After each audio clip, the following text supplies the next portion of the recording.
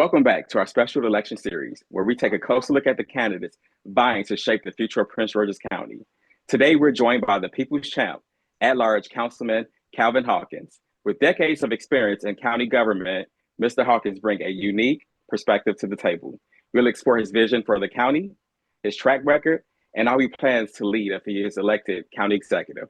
Let's dive into the questions that matter most to Prince George's County residents. Hey, sir, how you doing today? I am doing well. Thank you for this opportunity. Yes, thank you so much for joining. So I like to start off with some icebreakers. And I just want to say, how about those Commanders? I know you're a huge fan. Hail to the Commanders. Did you get a chance to watch the game yesterday?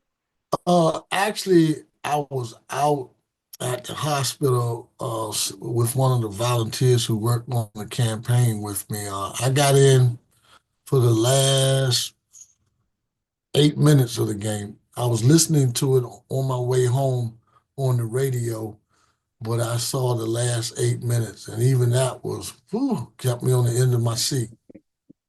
Awesome, awesome. Well, it sounds like it was a good one. I'm sorry to hear about your volunteer. Mhm. Perfectly okay, and hopefully you're ready to tackle some questions, some tough questions, like the Commanders tackle their opponents. Hey, I knew coming on with you, Mr. Hardy, it would be very difficult questions and questions that the citizenry would love to have answers to. So here we Yeah, are. absolutely, absolutely. And if you could leave a time capsule for future generations, what is one thing you would include to represent Prince George's County today? Well, I will leave a time council that at the transformative moment in this county, I was a part of the leaders and the citizens who built 14 brand new public schools within 6 years. Awesome, awesome. And the two of us share a common inspiration, Jesse Jackson. Jackson was known for his Oh. ability to inspire action through his words and deeds. What specific moment or speech resonated deeply with you, and how has it motivated and guided you in your career? Mhm.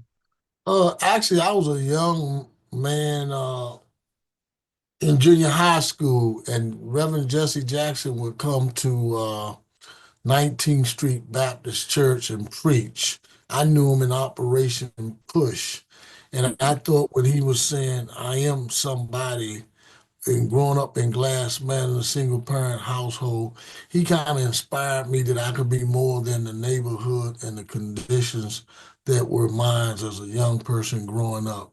I thought that was the most profound speech on my youth.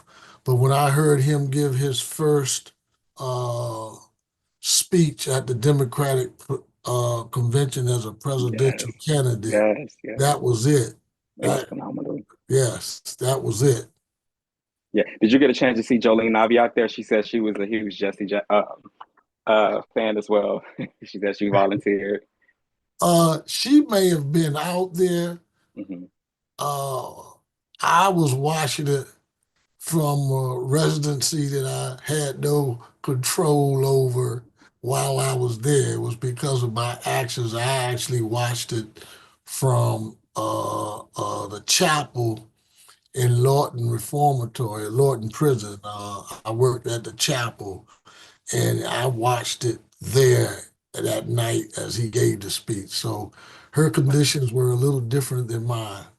Awesome, awesome. I do understand. All right, and leaders often draw inspiration from stories, ideas, or lessons in books that they read.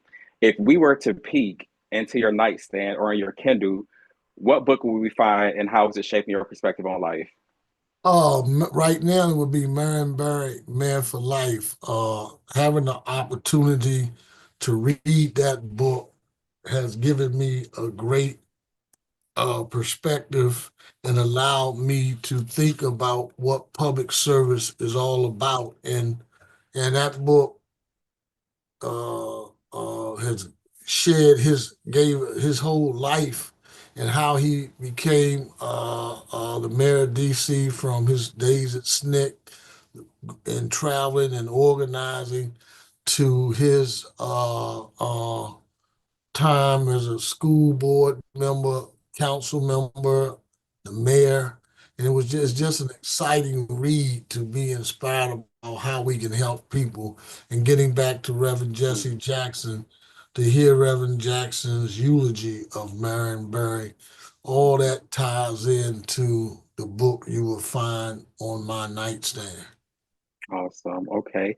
And economic disparities remain a concern in the county, especially in the central and southern regions. What specific strategies have you proposed as a council member? And if elected, how would you execute them as an executive? One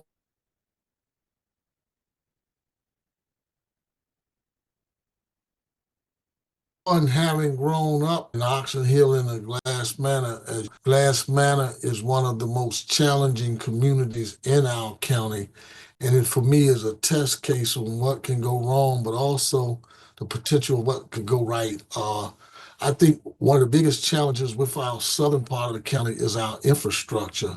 We built a lot of homes, but we haven't built the infrastructure to address those. I will work with our federal and state officials to address the infrastructure and really hone in on the crime that's occurring in those areas to really build and transform that image, not just for the criminal side, the crimes and everything, but help with how we address what's going on in our public school system in the southern part of the county.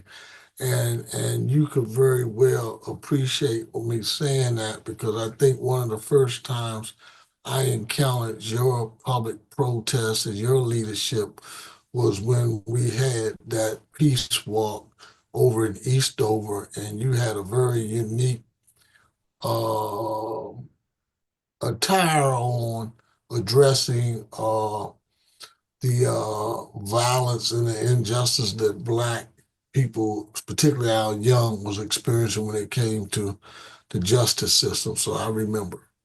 I was dressed as a prisoner. Yes. Thank Yes. you.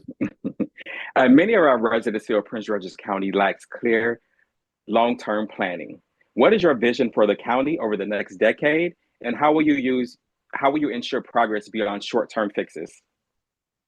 I think if we really allow our planners to really continue to develop plans for how best that we can use the land resources and all the other resources to not only expand economic development, but increase the appreciation and support of our communities. I believe in order to get to that point, and I've been a council member for the last 6 years, going on seven. I believe council has to really take a look at whether we should have land use authority. In other words, whether we should be making decisions about land use, because I have no background in urban planning or anything to address how we should use land in our county and how it should be developed. But we have a whole planning department that are trained and they're professional planners. I believe it's going to be controversial, but I believe if through resolution, we and referendum that we remove land authority decisions from the Prince George's County Council and put it back or put it in the hands of our planning department. It will get us to a better place in what we are building, and we could start being more competitive, in my humble opinion, with the region that we're in. It's very important, DMV, where we have Northern Virginia, Montgomery County, the District of Columbia, even Anne Arundel and Charles County, and I dare to say Calvert County. So in order to compete with the region, we have to reconsider how we do things. And I think one of the major ways that we get to being more competitive and having a county that's developed in a way that we all in this diverse community can appreciate. And that is getting rid of the council having authority to make land and zoning decisions. Okay, thank you very much. And leadership often requires tough decisions. What is the most difficult choice you've had to make during your tenure as a council member? I think my most difficult decision as a council member was when I voted for the last redistricting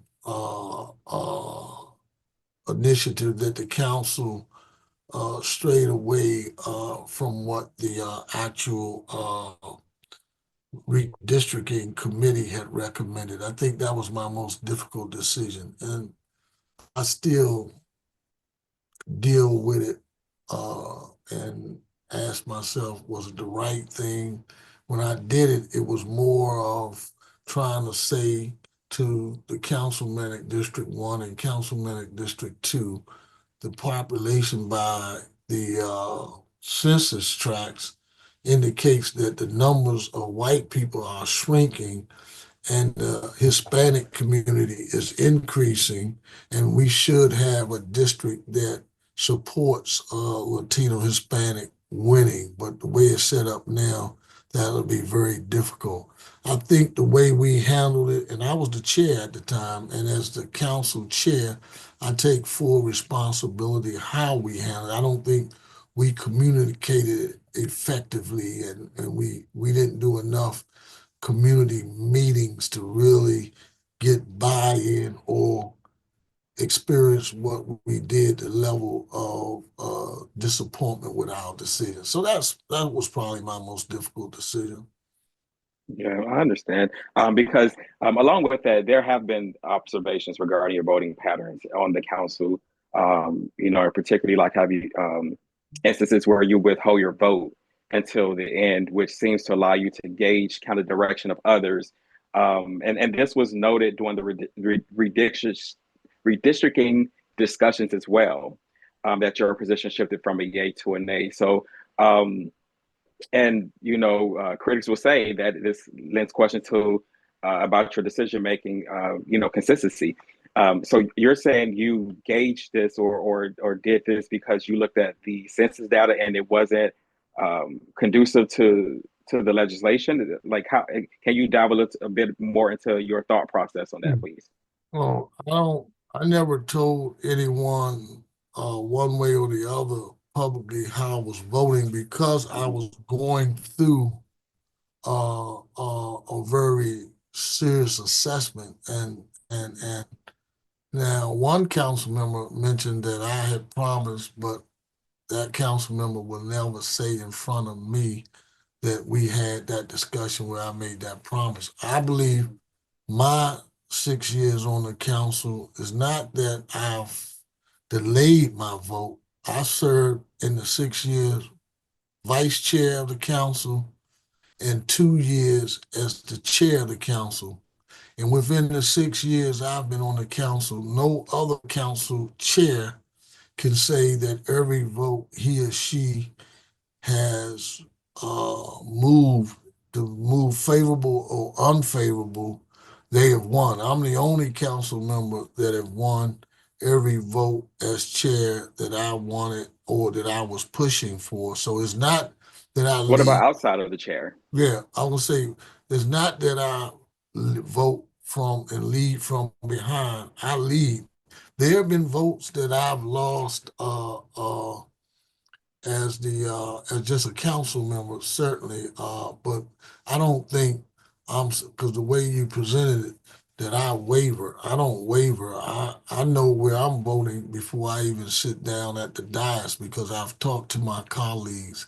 And some votes, for example, the senior tax credit, and Councilmember Burrows will tell you when he first came on the council, if you go back and look, I was the co-proposer of that, but I wanted, as a new council member, for him to have a very long-standing, significant legislative initiative as his first piece of legislation. So I took the background. I was with that the entire time. But recently, because the numbers did not add up and the detriment to the budget for how it was one way and we changed it, some council members changed that to another legislative approach that been very fiscally impactful on our budget, even though I'm a big proponent of seniors and benefits for seniors. I voted no on that and it still passed. However, then we had to come back and say, we're going to pass this, but we also agreed to work through it to make it fiscally prudent for us to move forward on it. So that's the kind of, if you really delve into my voting pattern is not that I vote from behind or I change my vote or I wait to see where the majority is going. I've taken positions against the majority in some instances. Okay, thank you. And as the sitting member of the County Council and someone with a background in emergency management, you are uniquely positioned to understand the importance of evaluating our county responses to crisis. Why didn't you initiate an after action report to assess, or have one initiated to assess what services went wrong and what we got right in recent emergencies such as COVID? Without such an analysis, how can we improve our better outcomes in the future? Actually, I did not, and that's a very good question. I did not have to initiate that. The Department of Homeland Security, along with our health department, because it was a health related crisis, the health department was the lead, and there has been two after action reports completed on how we approach COVID-19 from the beginning to the end.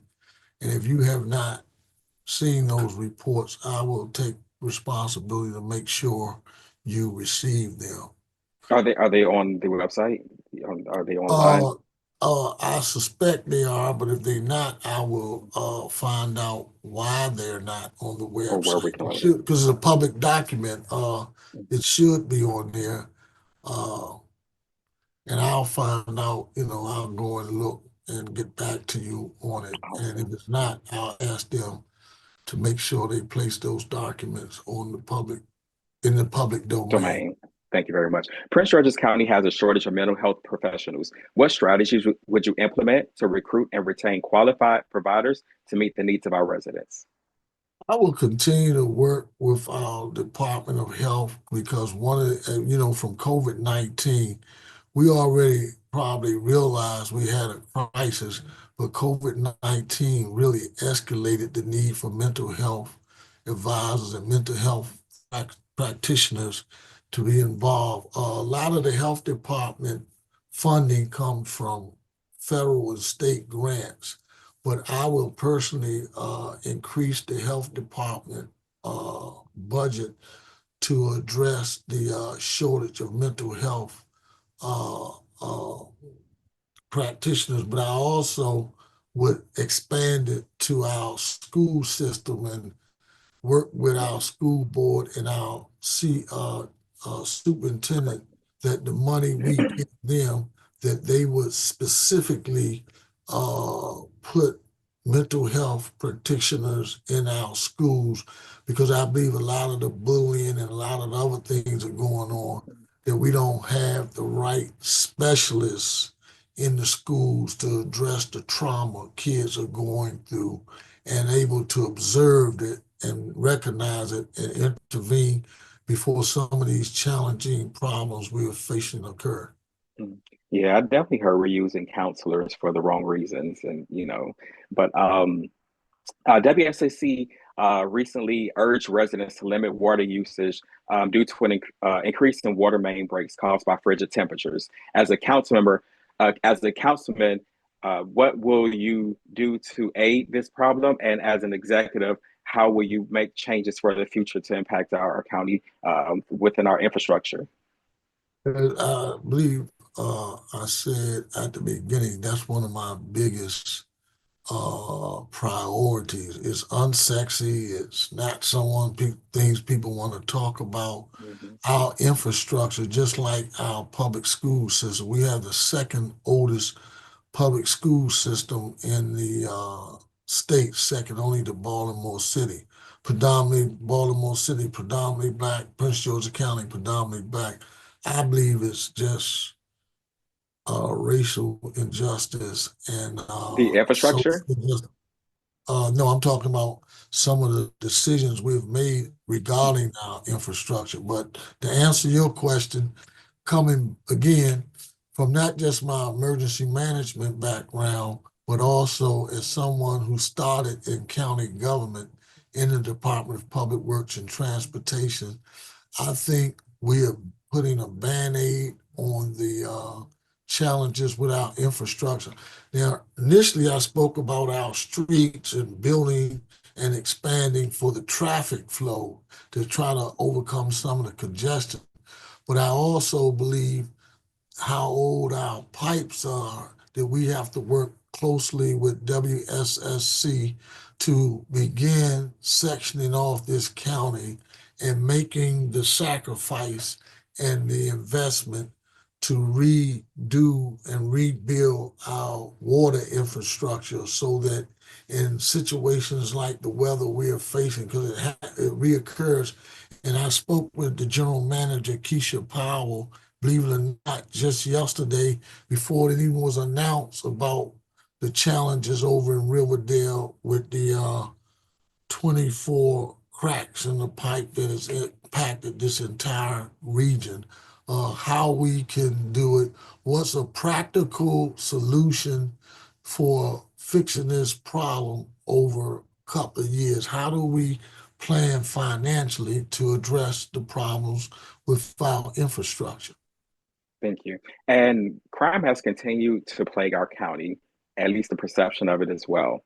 Can you point to any tangible police reform you championed that led to measurable improvements during your time on the council? And how, as a county executive, would you deploy those resources to continue supporting those measures?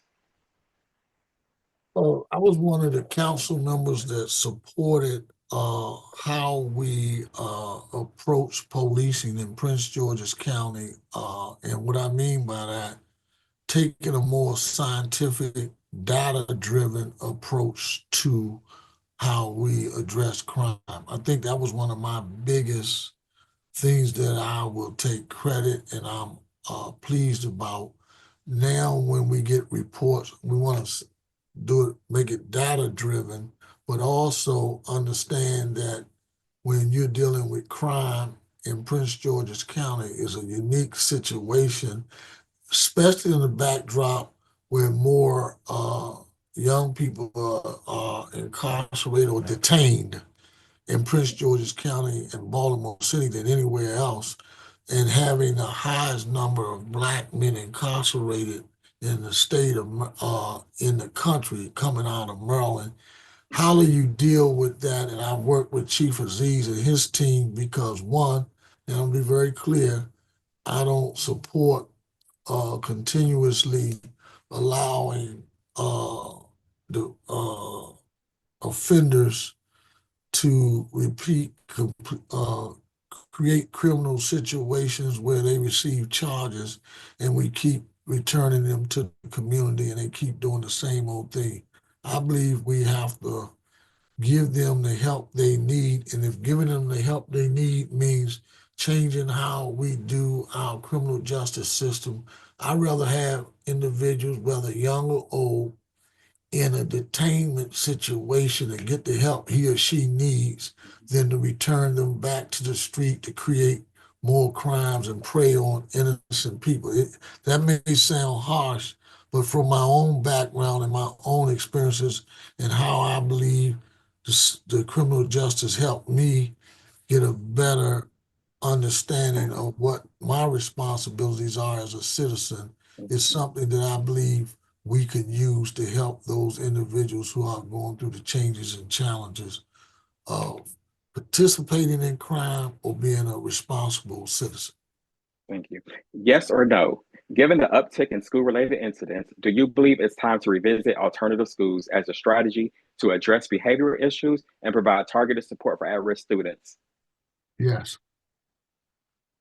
You cast a deciding vote to appoint Edward Burrows as council vice chair, despite his controversial history. Why do you believe he was the best choice, and how do you defend this decision to residents who view it as poor judgment? Again, leaders have to make hard decisions, and hard decisions are sometimes controversial. I've had the opportunity to watch Ed Burrows when he was just a student to the Board of Education. I've watched him become an elected member of the Board of Education. I've watched him for the last 2 years as a member, 2.5 years as a member of the county council. Some people say it's controversial, but I say to you and to those who review your uh, The audience, our interview with audience. me, yes, uh, Ed has a group of members of the council that rely on his leadership, his counsel.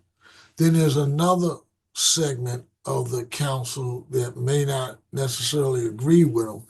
But to get to the unification we need on the council, it cannot be one way. I respect Ed, and I thought he would make a great, effective vice chair. And my conscience supports the decision I made to vote for him. Okay, and that's understandable. But even with the type of evidence that you have received from constituents and also from other governing bodies, you are still okay with that. You're 10 toes down on that. 10 toes down. All right, thank you. All right, so Hard decision, hard criticism decision. is part of the job. You Yeah. recently went live on Facebook at a water main break after arriving at the WSCC and other responders who were already on scene. While you call this part of your constituent services, some might argue that showing up to an incident already being handled isn't leadership, it's optics. How do you respond to critics who feel this kind of action lacks substance and doesn't genuinely address the deeper needs of the community? Well, I think when you look at now we have 10. When you look at the 10 council members, you will see Calvin Hawkins don't use situations for optics to create constituent services. I, believe it or not, was on the scene before WSSC showed up. I was the one, they were already on their way. To put it in context, where that water main break was, I happened to live in, I was coming from my neighborhood and I saw it. I pulled over along with a county sheriff, a deputy sheriff member.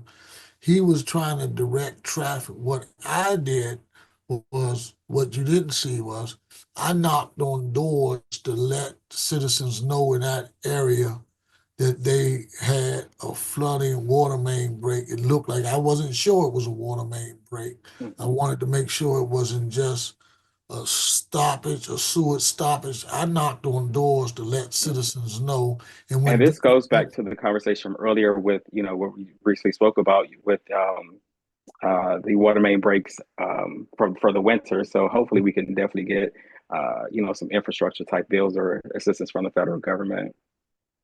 yeah, but I want you to know too that Mhm. because that's two great questions you asked, and I promise you, when I speak with General Manager Keisha Powell, I will, if, with your permission, reference this conversation and ask her to be open, if you're open to meeting with you to discuss where we go from here. Again, I had the conversation, but she and her team are the experts, and you can hear what I heard on how we get there and even the costs involved. But it's something we need to do. We can't keep, in my humble Kicking the opinion, can. the can down the street.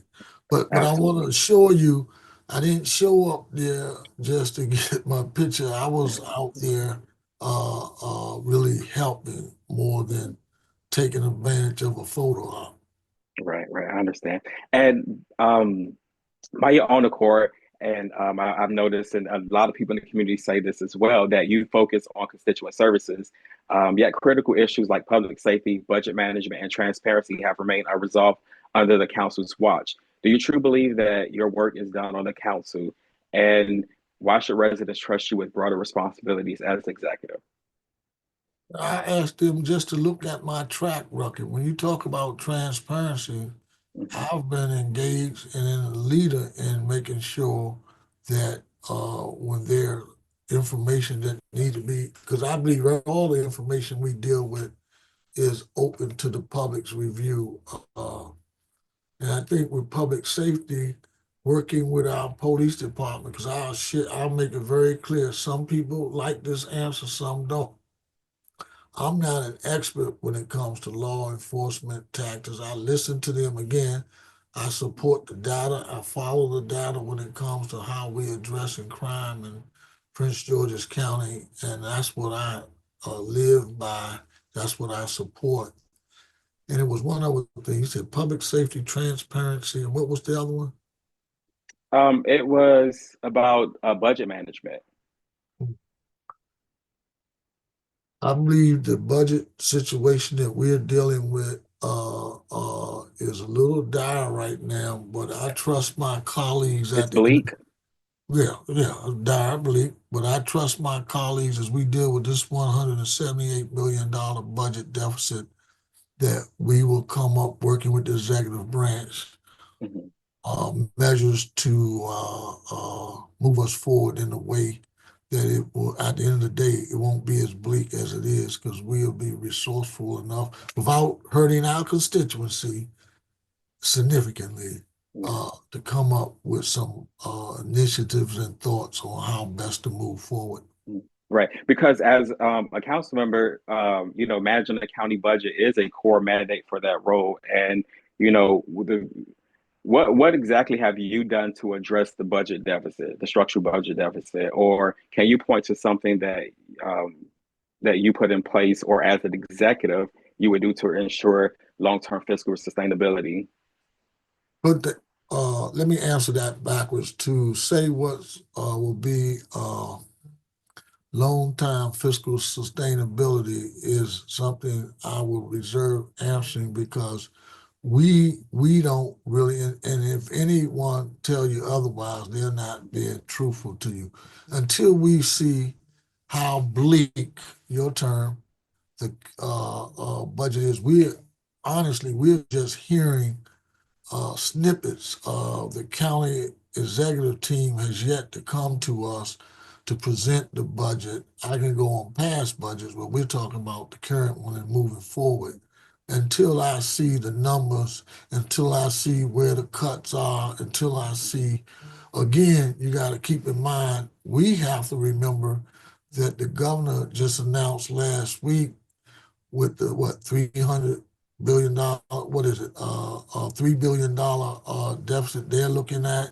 He's talking about readdressing how we deal with the blueprint for education. Until there's so many factors, until we see what the state's doing, until we really understand where the county budget is, I don't know what I'm going to recommend, what I'm going to suggest. But one Okay, of the so things, go ahead. the spending affordability committee projects a general fund shortfall of $126.6 million for fiscal year 26, and Yeah. expenditures are expected to outpace revenues, and projections are assuming a 10% state aid reduction due to the anticipated budget shortfall. With the looming reductions on the horizon, what contingency plans would you put in place to mitigate budget, the county's budget and services? One of the main things would be what we already are recommending is looking at our various agencies and cutting the fat. And right now, that's a 10% cut across the board. But then when you talk like that, you're looking at a snowstorm we just went through where they say they didn't have the up-to-date resources. So again, I'm going to look at everything's on the table for me on Well, how if we're we talking about cuts, are we going to be able to get the necessary services and things that we need if everybody's taking 10% off the top? Because a can. lot of residents are already saying that we receive less services, out of our neighboring, brothers and sisters jurisdictions. So, I mean, how do we balance that? No, I agree. One, first and foremost, I agree with we when we say cuts, where there are fundamental resources that impact directly the citizenry, excuse me, I will not support that, but I am open to seeing whatever's on the table. How do we make this budget work and come up with, as you know, a budget that not only you and you one of the most informed individuals, but that you and others can appreciate the work we've done. It's a Right. balanced budget, one way or the other. But again, I'm Can you not give us like an example of the thought process? Because a lot of people don't know what goes on in the mind of a council member or an executive when they're doing the budget and they're facing these hard decisions. What are you looking at, and how do you say, okay, well, I can go ahead and shave 10, $10 off of this. Normally, the services like social services, I think they mostly people look at it and say, "Oh, we can take some," but when you go to some of the areas that, well, it's food inequity or just services, unemployment, places where we have the most dire need in our citizenry, the most underrepresented constituencies. I'm a strong proponent of not cutting anything that impacts them because they need the resources the most. Uh, Hmm. uh, how do we address public safety again? How do we address that? Do we cut resources for police officers, sheriff department, our fire department? Citizens are not going to accept that. So you find it more in your central departments, those that are not uh, directly impacting the services that citizens rely on each and every day. So for me, if we have uh, opportunities to buy significant equipment that we may not need immediately, those are the kind of things that Calvin Hawkins is more concerned with. Not taking away resources that are needed daily and immediately, but finding resources that we could determine maybe another 2 or 3 fiscal years down the road, we could then revisit getting that kind of equipment. And it has to be enough, significant enough that it impacts our budget. Do we Hmm. do we create a hiring freeze, and do we have enough do we have enough personnel to deal with the issues that are impacting us on a daily basis? Or do we need to increase the number of employees we have in this crisis, this fiscal crisis? Those how, as a council member, I think, because we can't cut the school budget Right. by law, we can't do that. So Mhm. that's all. And then public safety is the next biggest part of the budget. So where do you make the cuts, or where do you decide as a group? Now, right now we have 10, we may have 11 before it's all said and done. But where do these council members come together to vote in majority to move this budget forward based on what we are presented by the executive branch? Awesome. Thank you so much. And Mr. Hawkins, considering the environmental and economic benefits of townhomes over single family homes, how do you reconcile your support for the proposed 2-year moratorium on townhome constructions outside the Beltway? Oh, well, I want to be very clear.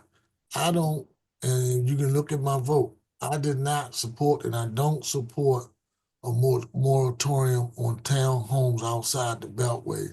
And this is where we gotta be very, very clear, very open, and very honest. Why is it okay? And we build, by the way, we build more single family homes than we Yeah. build townhomes.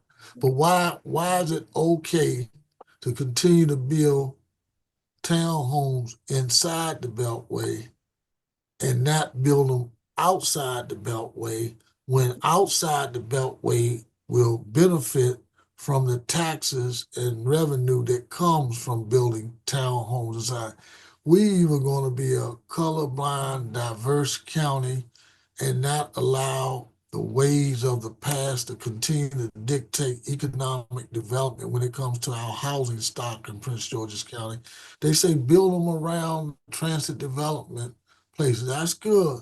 But again, you can't enjoy all the green space outside the Beltway while voting to continue to build just townhomes inside the Beltway. That doesn't add up to me, and I'm gonna always fight against that proposition. Awesome. Awesome. Okay. Um, and Mr. Hawkins, that's a wrap. And is there anything else we haven't covered today that you would like to share with our voters and our audience and the voters of Prince George's County? This is your opportunity to speak directly to them. What's your final message as they prepare to cast their votes? And again, I'm Calvin Hawkins. I'm one of your candidates running for county executive. I think we're at a major crossroads in Prince George's County. I believe after 30 years of serving in this government, from the Department of Public Works to emergency management to working for a few county executives to my role on the legislative side, I not only understand what's going on, but I also care enough for you that you can always know, if you don't know anything else about Calvin Hawkins, that when I'm in the room, I'm going to be fighting for you. And when I'm making decisions, I'm going to be fighting for you. And you can always know you're going to have someone that care enough for Prince George's County to leave it better than I found it. Awesome, awesome. And thank you so much. And as we close out our segment, we hope today's discussion has given you a better understanding of Mr. Hawkins, his vision and priorities for our county. Leadership is about building trust, making tough decisions, and delivering results for the people. Thank you for joining us, and stay tuned for more conversations with candidates shaping the future of Prince George's County. Again, thank you, sir.